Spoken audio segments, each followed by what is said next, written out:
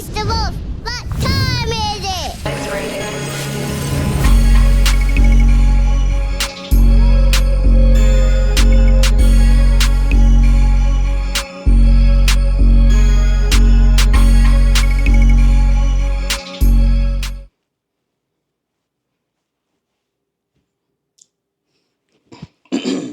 What up, though? Long time no see.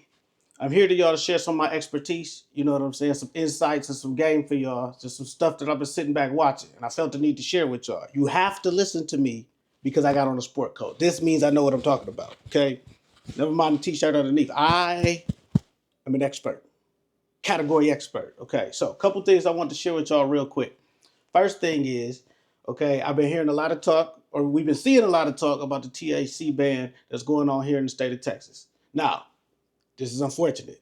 And I'm gonna need y'all real quick, take a pause and pray for me, right? Because I need my meds, okay? But it's not worth the risk. You feel me?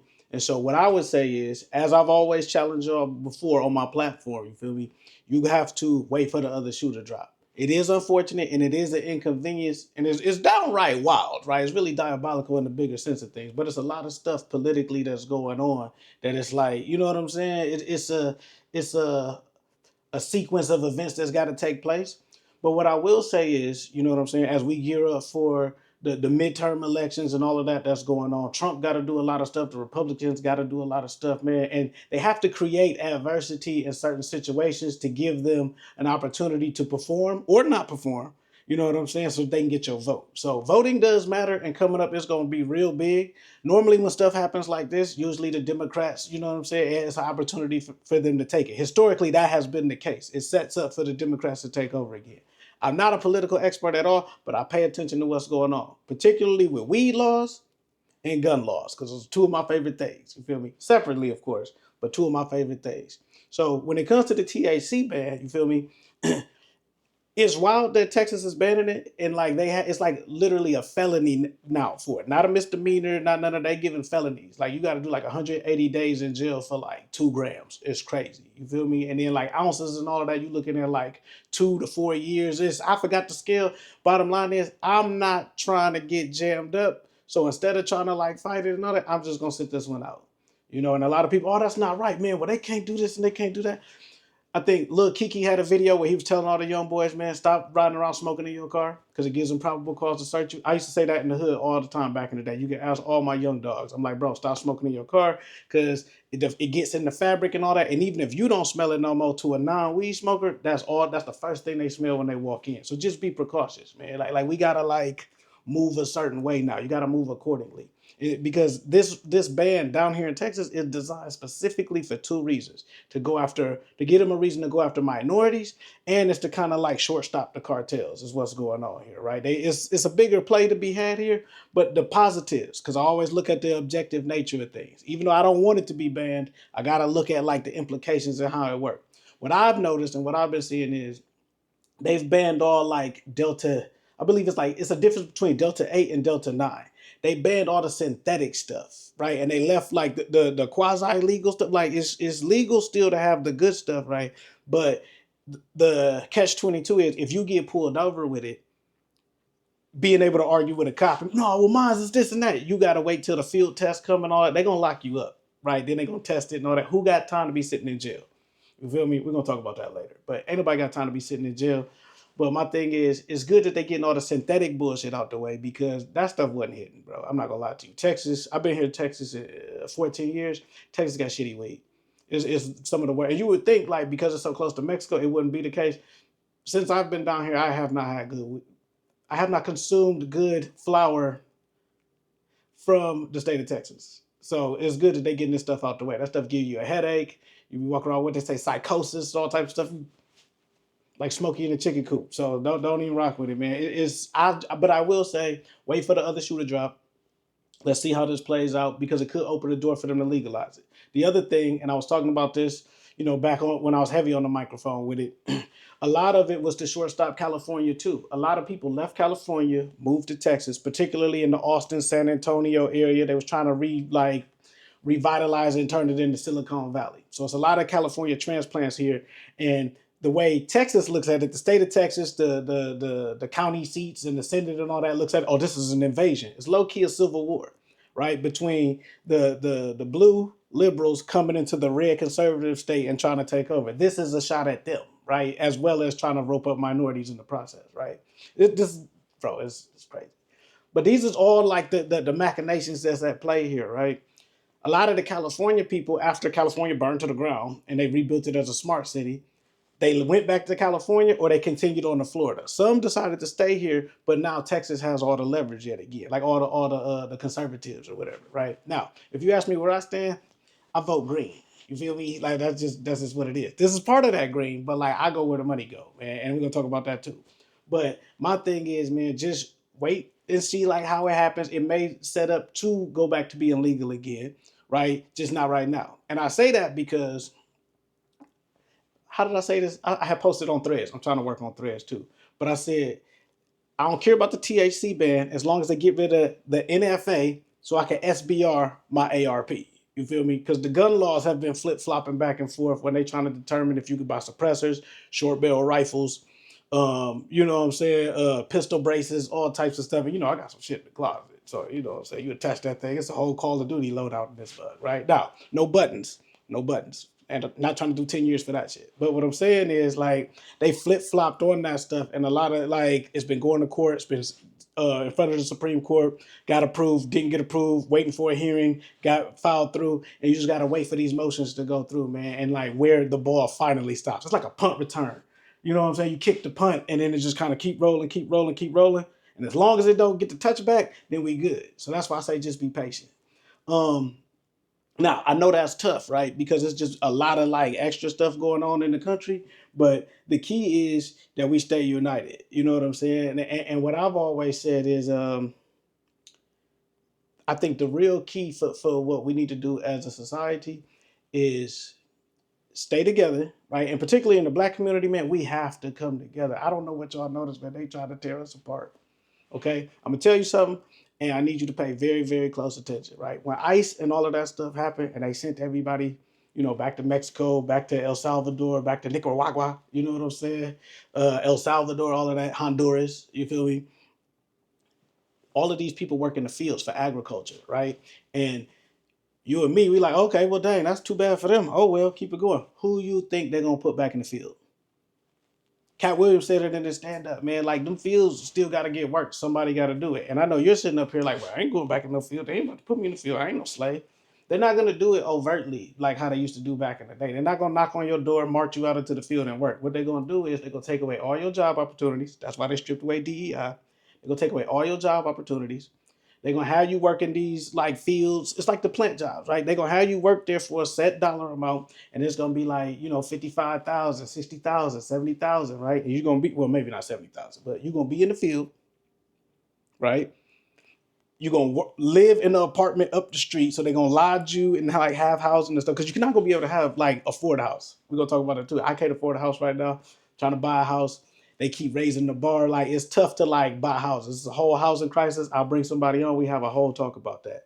But the bottom line is, they're gonna cap you at a certain salary. Have the same company that owns the farm is gonna own all the apartments around the farm. So basically, you are gonna be an indentured servant. You feel me? A sharecropper, like how your grandparents, your great great grandparents was. Now it's different because the change is financial. They not like wrapping around on us and shackling us, sitting us out there. But we all chain to debt. You know what I'm saying? We all chain to the finances, right? So we're trying to liberate through freedom. I say that we got to stick together.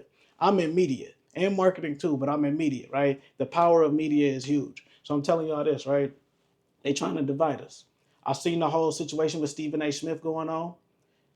That situation is sad because dog legit like sold us out, right? Like, you see, they got rid of half like the black talent there at ESPN, and ESPN is what it is, good or bad. We watch it because sports is on there, but they practices and what they do is a little questionable, especially when it comes to like content and journalism. You feel me? But what the fuck is journalism these days? Stephen A. Smith straight up sold out. Nothing we could do about that. We saw it coming a mile away. He took the bag and was like, "Hey, forget y'all. I'll do what I got to do." Right? Don't cry for him. What I am going to warn y'all about, this is just my honest opinion and what I've been seeing going on. Leave those EYL niggas alone, okay? Everybody being skeptical and this and that.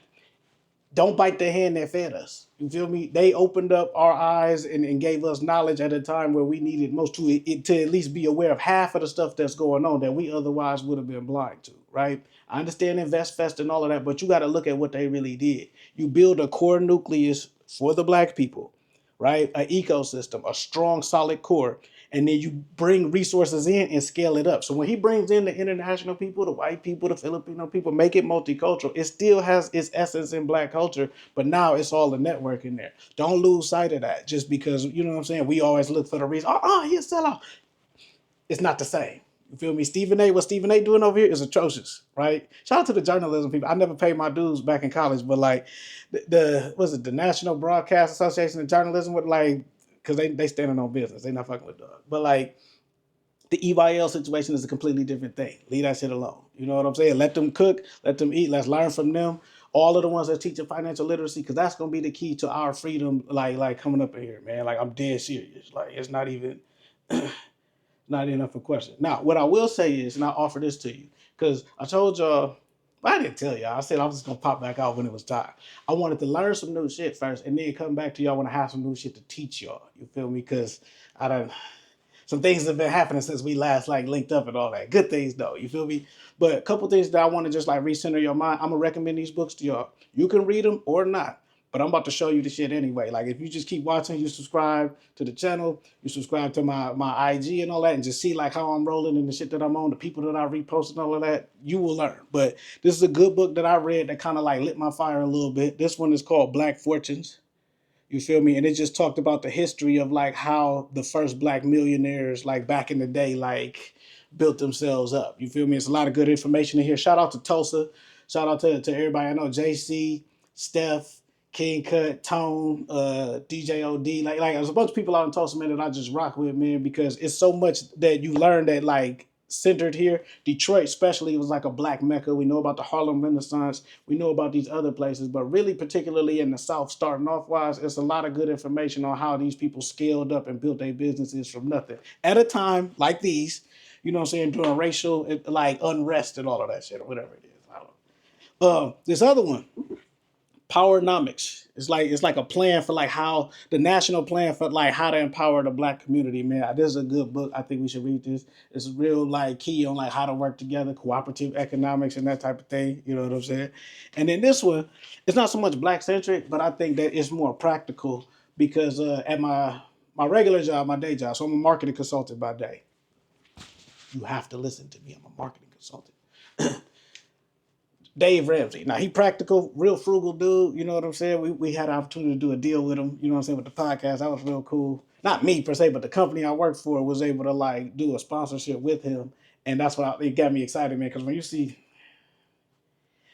that was some money, man, it got me excited about the game again. Because when I see that deal go across the table, and I got to sit in on it, you know what I'm saying? Like just like in the negotiations a little bit, like consult some, and I'm like, okay, there's still money in this podcast business. Maybe I need to dust off the microphone. You feel me? But this is a good one because it is baby steps for millionaires, right? It's like taking ordinary steps like for ordinary people. You know what I'm saying? On how you can be a millionaire.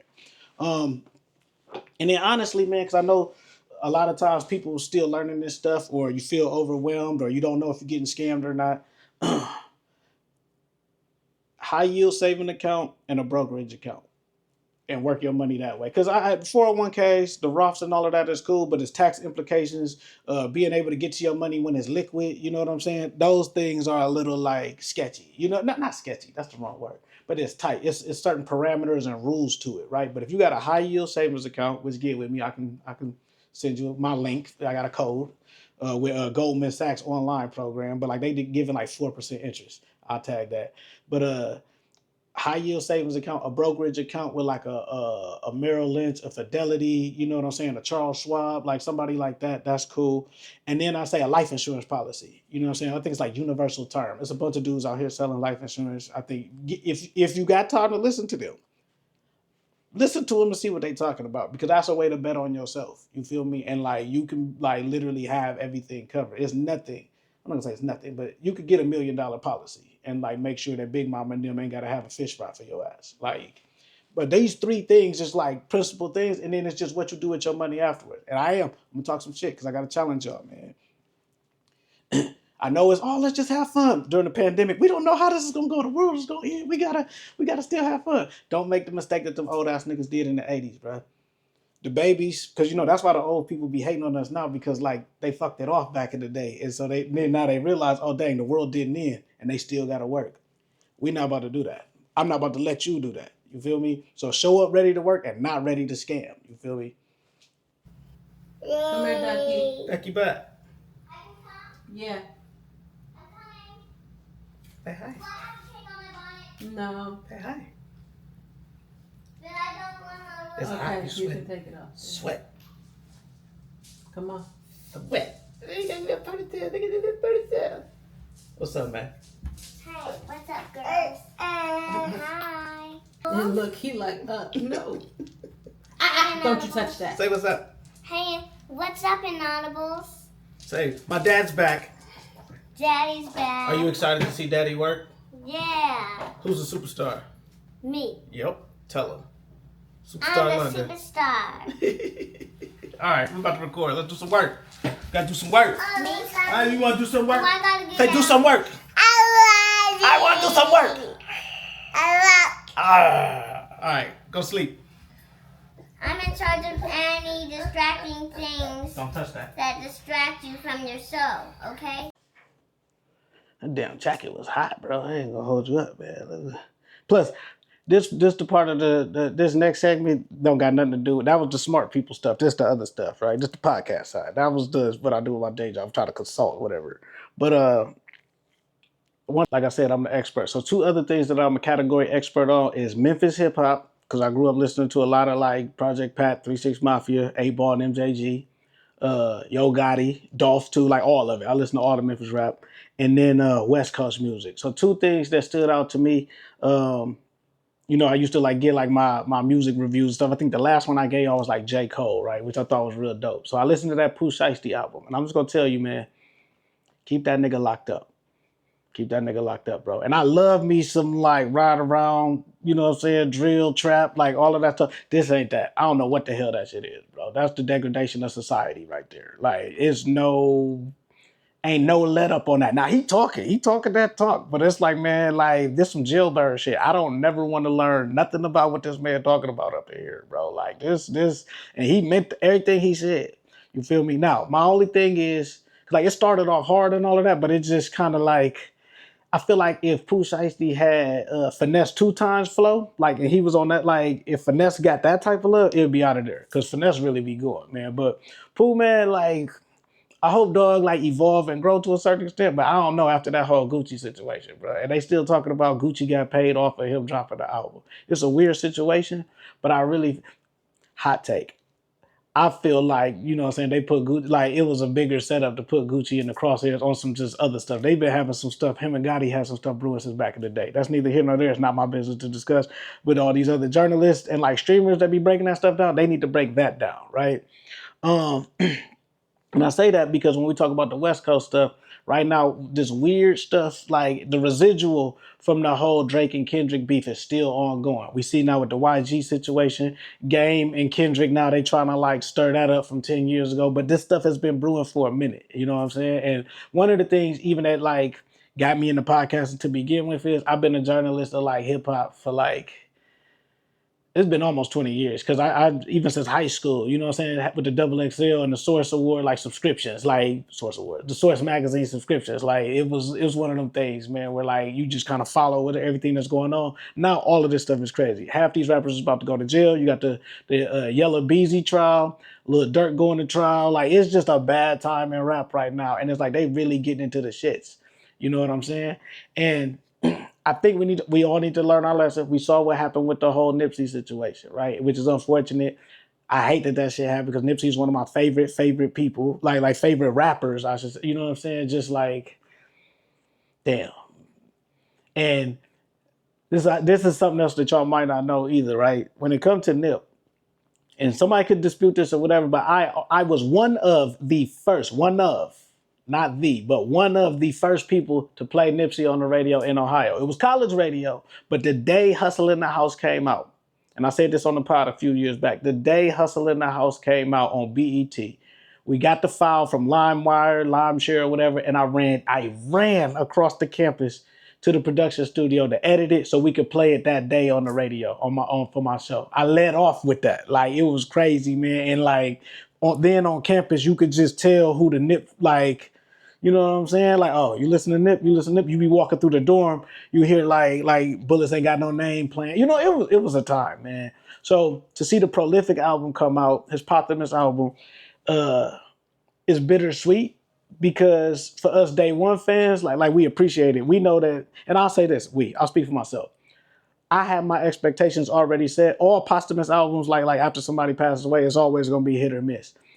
This, for us Day One fans, we know that this was No Pressure Part 2 with Bino Rito. You know what I'm saying? Like, that's cool. I could take that because he was on the rollout. He's an artist that gives life to the project so that they can still promote it with Nipsey along with all of the other like All Money In people. I expect that. Those who tuned in during Victory Lap and they hear this, they're like, ugh, what's this?